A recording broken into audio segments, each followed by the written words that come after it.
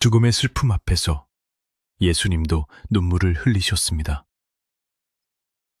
사랑하는 사람을 떠나보낸 후 온 세상이 잿빛으로 변해버린 것 같은 경험을 해보신 적 있으신가요?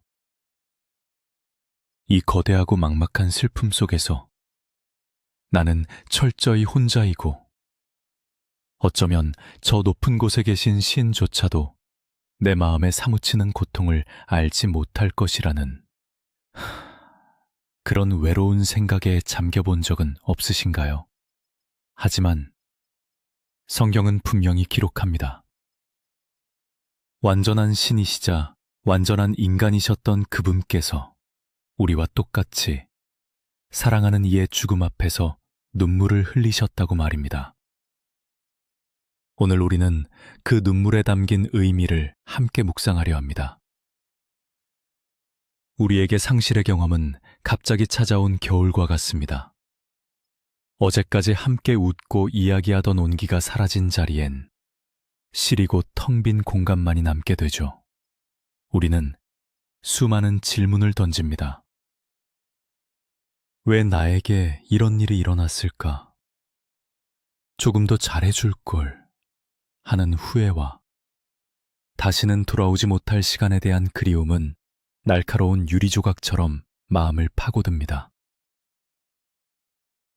주변 사람들은 위로를 건네지만 그 어떤 말도 공허하게 들릴 때가 많습니다. 나의 슬픔은 오롯이 나만의 것이고 그 깊이를 온전히 이해해 줄 사람은 세상에 아무도 없는 것만 같습니다. 신앙인이라 할지라도 이런 감정은 피할 수 없습니다. 오히려 믿음이 없어서 이렇게 힘든가 하는 자책감에 이중의 고통을 겪기도 합니다. 바로 이런 우리의 모습이 오늘 이야기 속에 등장하는 마리아와 마르다의 모습과 다르지 않습니다. 예수님께서 가장 사랑하시던 친구 나사로가 병들어 죽게 되었습니다. 그의 누이들인 마르다와 마리아는 급히 예수님께 사람을 보냈지만 예수님은 즉시 오시지 않고 이틀이나 더 머무셨죠. 그리고 나사로가 죽은 지 나흘째 되던 날, 예수님은 드디어 그들의 마을 베다니에 도착하십니다. 마르다는 예수님을 보자마자 이렇게 말합니다.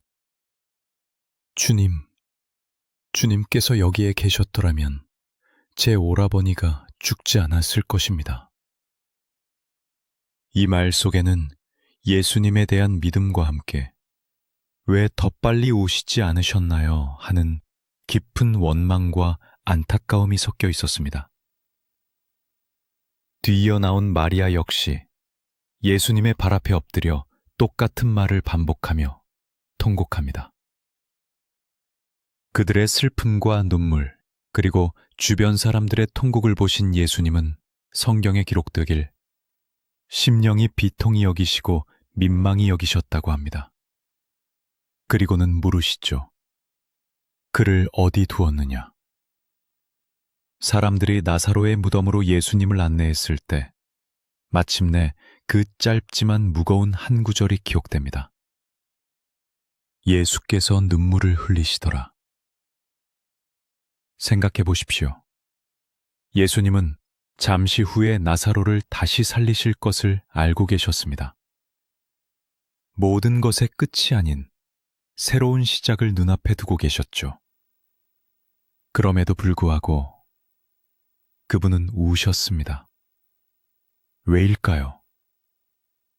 여기에 우리가 붙잡아야 할 첫 번째 위로가 있습니다. 예수님의 눈물은 우리의 슬픔에 대한 하나님의 깊은 공감입니다. 그분은 우리의 슬픔을 틀렸다거나 믿음 없다고 판단하지 않으십니다. 오히려 가장 가까이에서, 가장 낮은 곳에서 우리의 아픔을 온전히 함께 느끼시는 분입니다.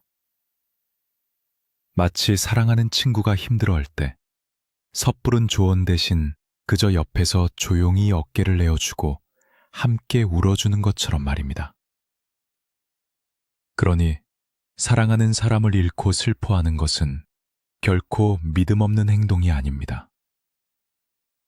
그것은 하나님께서 허락하신 그리고 친히 함께 하시는 거룩한 애도의 시간입니다. 하지만 이야기는 여기서 끝나지 않습니다.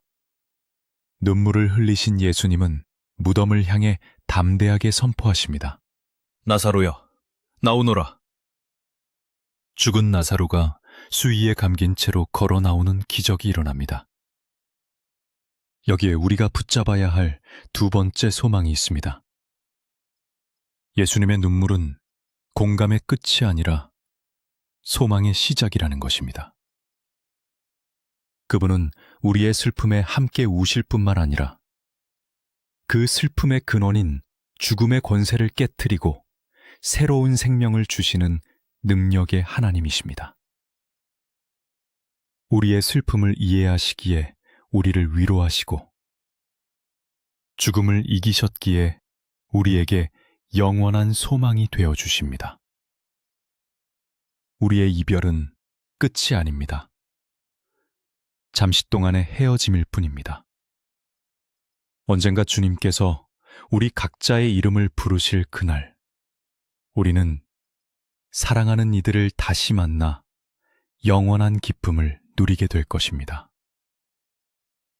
예수님의 눈물은 바로 그날에 대한 가장 따뜻하고 확실한 보증수표와도 같습니다.